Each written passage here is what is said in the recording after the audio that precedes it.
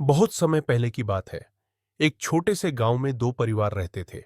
एक का नाम था शर्मा परिवार और दूसरे का नाम था मेहता परिवार।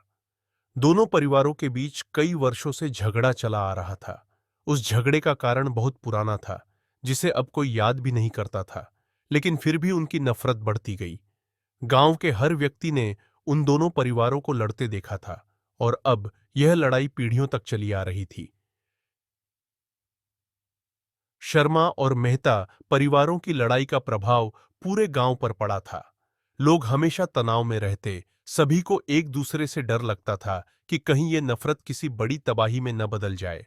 बच्चों को भी सिखाया जाता कि वह दूसरे परिवार के बच्चों से बात न करें, ताकि नफरत बनी रहे। यह नफरत अब एक जहरीले बीज की तरह पूरे गांव में फैल चुकी थी। गांव में एक दिन एक संत आए, जिनका नाम महात्मा धीरज था। महात्मा धीरज हमेशा शांति और प्रेम का संदेश देते थे।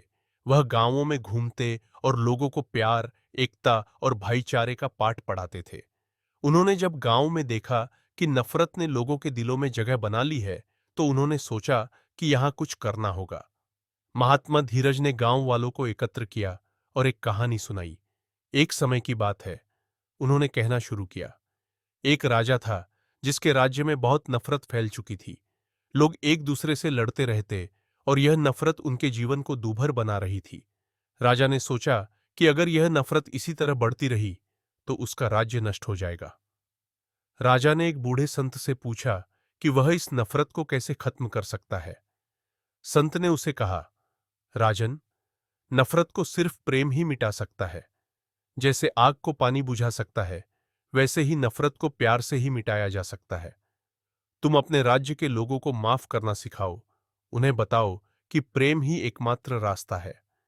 महात्मा धीरज ने आगे कहा। राजा ने संत की बात मानी, और धीरे धीरे राज्य में प्रेम और माफी का संदेश फैलाया। धीरे धीरे लोगों ने एक दूसरे को माफ करना और समझना शुरू किया। कुछ समय बाद नफरत पूरी तरह मिट गई, और राज्य में शांति स्थापित हो गई। गांव वाले महात्मा धीरज की यह कहानी सुनकर सोच में पड़ गए। उन्होंने पहली बार महसूस किया कि नफरत के कारण उनके जीवन में कितनी उलझनें आ गई थीं। लेकिन सबसे ज्यादा असर इस कहानी का शर्मा और मेहता परिवारों पर हुआ। शर्मा परिवार के मुखिया राम शर्मा ने महात्मा धीरज से कहा, बाबा, मैं इस नफरत से थक चुका हूं। मेरी पूरी जिंदगी इस झगड़े में बीत गई, और मैंने सिर्फ दुख ही देखा। अब मैं इस नफरत को खत्म करना चाहता हूं। महात्मा धीरज ने मुस्कुराते हुए कहा, पहला कदम तुमने सही लिया है बेटा। नफरत को खत्म करने के लिए पहल करनी पड़ती है। राम शर्मा ने अगले ही दिन मेहता परिवार के घर जाकर उन्हें माफी मांगी। पहले तो मेहता परिवार को यकीन नहीं हुआ, लेकिन जब उन्होंने राम शर्मा की आंखों में सच्चाई देखी, तो उनका दिल पिघल गया। धीरे धीरे दोनों परिवारों के बीच की दूरी खत्म होने लगी, और नफरत की जगह प्रेम और समझदारी ने ले ली। गांव वालों ने देखा कि कैसे एक छोटी सी पहल ने पूरे गांव का माहौल बदल दिया। अब लोग एक दूसरे से मिलते, बातें करते और साथ मिलकर त्योहार मनाते। नफरत का कोई नामो निशान नहीं रहा। महात्मा धीरज ने जाते जाते गांव वालों से कहा, नफरत एक ऐसा जहर है जो हमें अंदर से खा जाता है। लेकिन अगर हम प्रेम और माफी की राह चुनें, तो हम अपने जीवन को खुशहाल बना सकते हैं। नफरत को सिर्फ प्यार ही मिटा सकता है, और यह बात हमें हमेशा याद रखनी चाहिए। यह कहानी गांव के हर व्यक्ति के दिल में बस गई।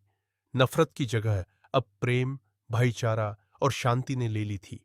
गांव में फिर कभी किसी ने लड़ाई नहीं की, और हर कोई एक दूसरे की मदद करने में यकीन रखने लगा। सीख: नफरत को बढ़ावा देने के बजाय हमें एक दूसरे को माफ करना और प्रेम से देखना चाहिए। नफरत के जवाब में प्यार ही वह शक्ति है जो दिलों को जोड़ सकती है।